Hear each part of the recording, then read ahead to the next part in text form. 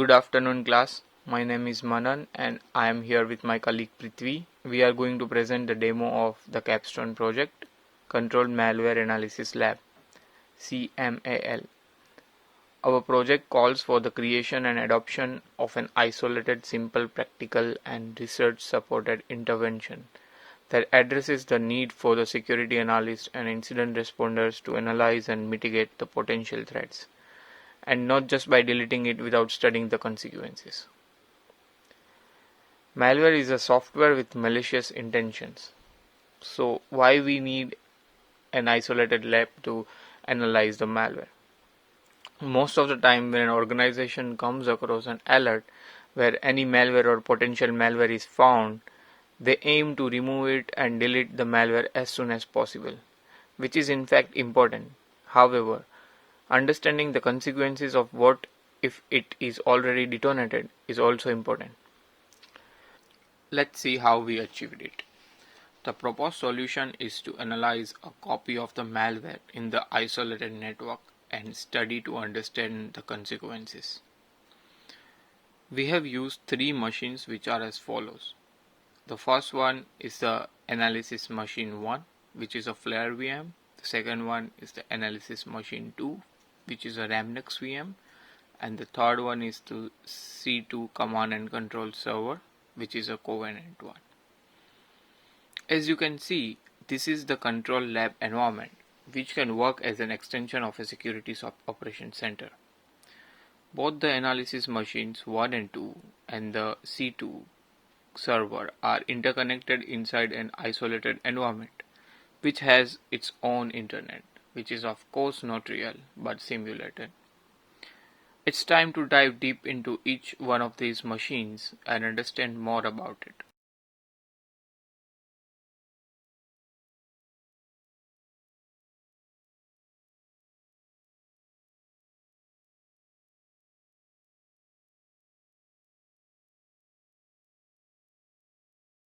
Let's talk about Analysis VM1 Flare. Flare is a fully customizable Windows-based security distribution for malware analysis, incident response, and penetration testing.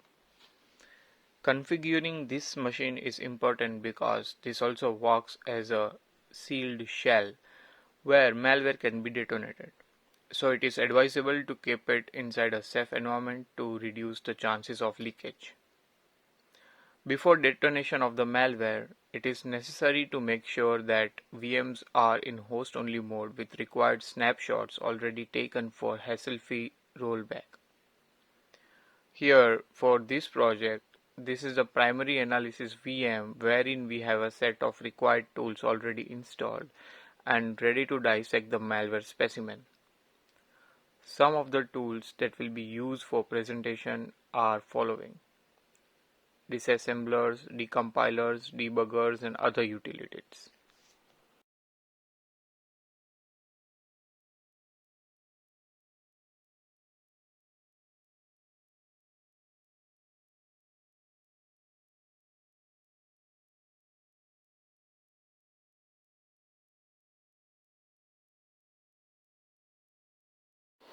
So now the next analysis VM is Remnux. Remnux is a Linux toolkit for reverse engineering and analysis malicious software.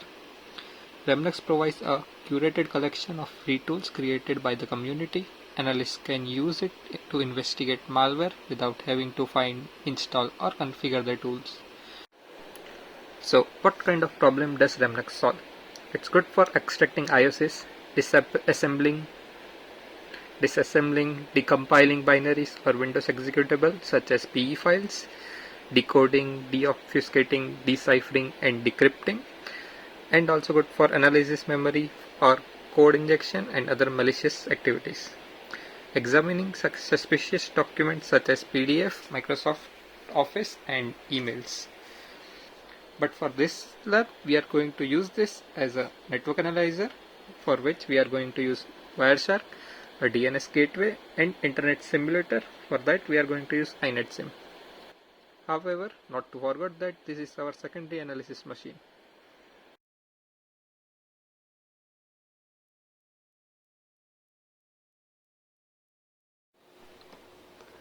Let's see why we need an internet simulator and what role each machine is going to play. The machine on the leftmost side of the diagram is the physical host, and we are trying to create a couple of virtual machines inside of the physical host. But there is no way those virtual machines to actually route out to the physical host. In simpler words, the virtual machines have no network capability to route out to the physical host, and that is what is needed for this project. The created network is 10.0.0.0/24, and there will be 3 hosts in the network, as we have already seen it before. For malware to run, it should match the architecture for which it was originally designed, and hence we need both the Windows and the Linux virtual machine, so that it can have their full effect on the operating system.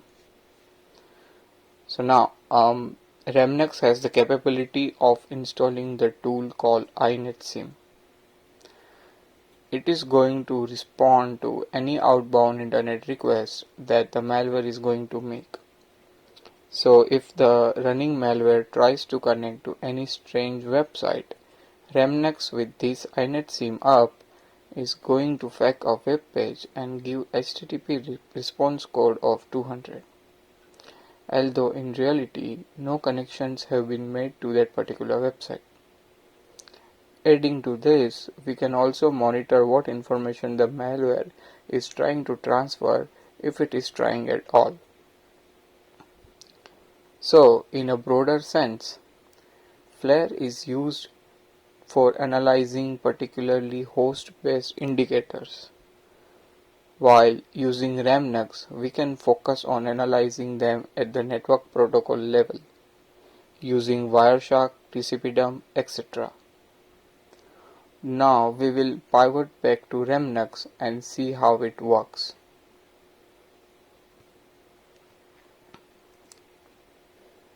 First, we need to open the console and type inetsim, enter. On hitting enter, we can see that there are bunch of services running. But there's some more service that we want to add in the running section. So now we will cancel the simulation using Ctrl C and look at the configuration file of the inetsim to make the required changes. The configuration file can be found under /etc/inetsim, and the name of the file is inetsim.conf. So we'll do sudo nano /etc/inetsim/inetsim.conf and enter. Once we open the file, we can scroll down to Start Services, where we'll be able to see couple of services in uncommented section and couple of services in commented section. On giving a broader look, we can see that we need to start DNS service, and we need the DNS server up and running. So now we'll go ahead and remove the comment to make the service start up. After doing that, another thing we need is to scroll down to service bind address. Here we can see the commented service bind address, and we will uncomment it and we will put 0.0.0, and thus it will bind all the interfaces on the host. Thirdly, we'll need to find the DNS default.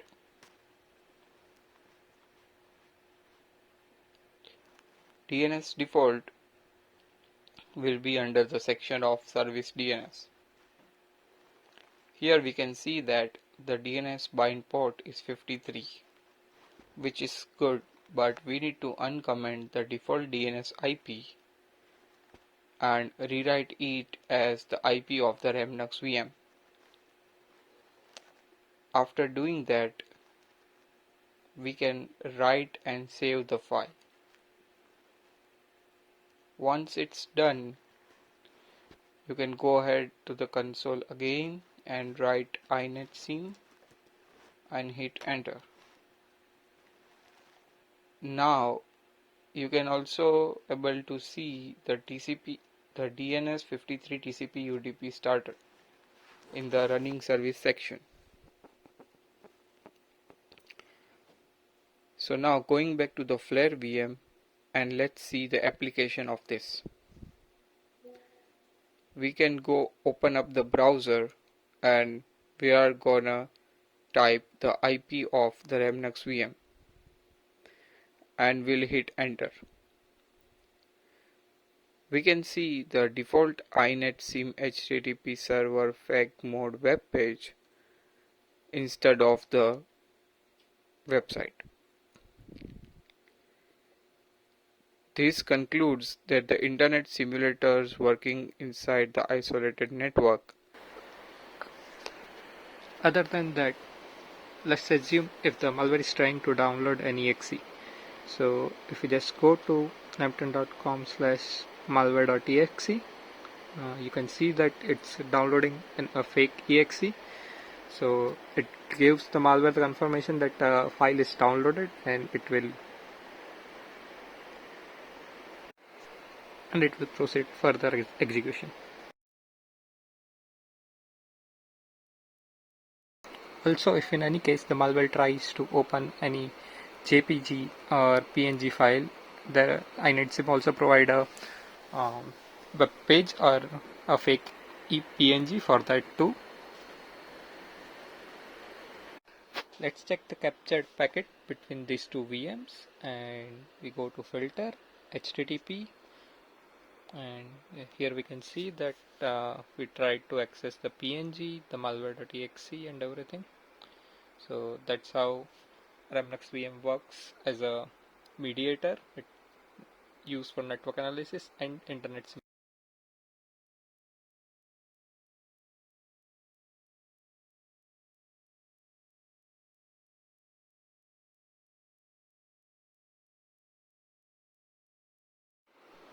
Now the analysis VM3, which is the control and command center.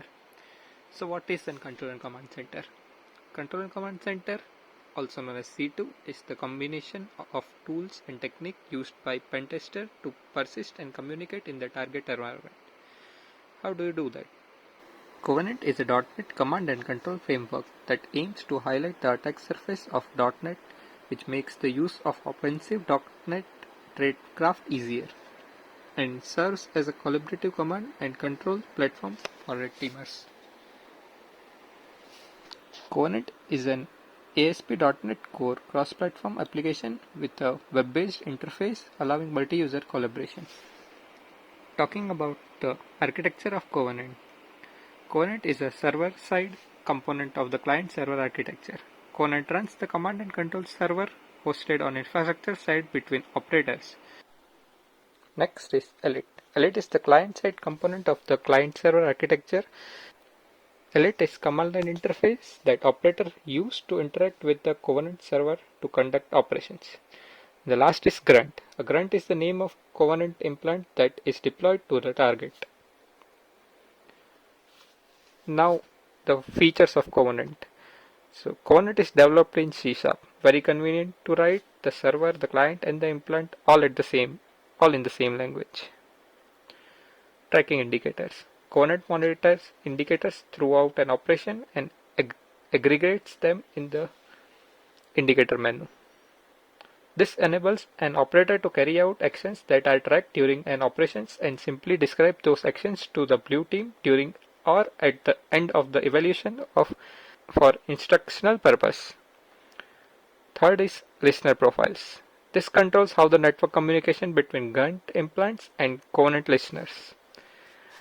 In addition to the above, Covenant is also multi-user, multi-platform. That means one can handle multiple victim machines at the same time.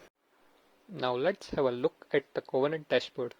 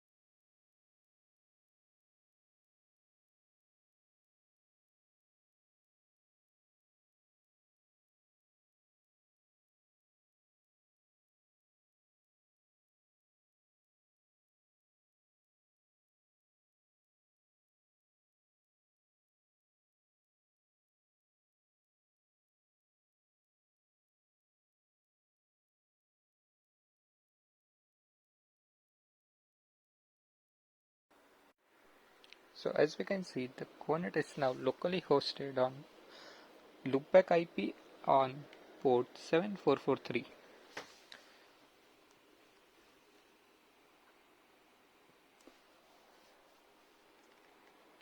Opening this in browser, we get to the dashboard of Covenant.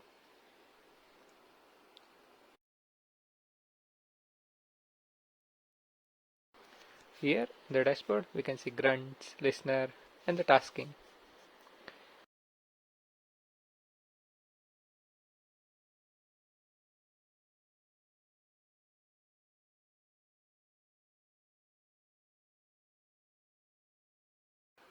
Here we have created some listeners which are listening on port 80 and you can also host files on them.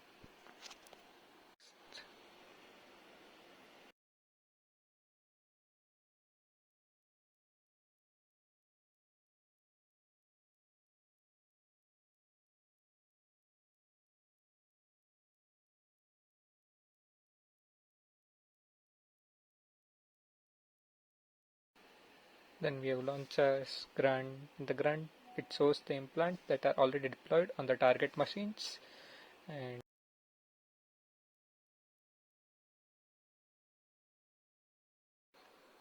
then in data you can go to tracking indicators which helps the operators to carry out actions that are tracked during an operation and simply describe those actions to the blue team during the evaluation or at the end of the evaluation. So now, after learning about every machine in brief, let's move to the network diagram to make some sense of it. As you can see, the diagram is divided into white and gray areas. The left part, that is the white area, is the general security operations center of the company. For this project, there must be a secure unidirectional transfer between the white and the gray area, and there are several ways to do it. We will learn more on that in the presentation. Right now, the main emphasis for this project is the gray area. The flow, however, will be from SOC to the CMAL lab all the time and never the opposite. That is, whenever an analyst finds an suspicious file or link through any of their perimeter devices or SIEM in that case, it will be sent to the lab for further investigation slash reverse engineering.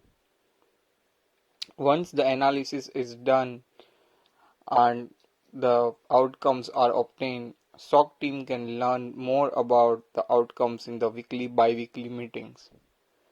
Team can then put a group effort and create some rule conditions for the same. This way, an organization can strengthen its cyber defense against one malware at a time. With this, the infrastructure and setup demo for CMAL comes to an end. Full end-to-end working and detonation of malware along with the analysis will be shown in the presentation. Thank you.